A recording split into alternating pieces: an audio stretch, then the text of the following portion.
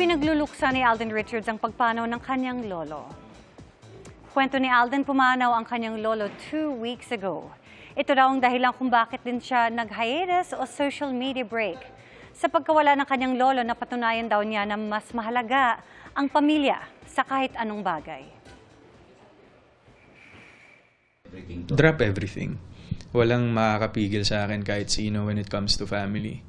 If something goes wrong or something happens, kasi of course we live in a very demanding world of show business, but iba kasing usapan pag pamilya na eh. Of course, a lot of Filipinos and a lot of our kababayans can relate to that. Blessed lang ako. Ito, producer yung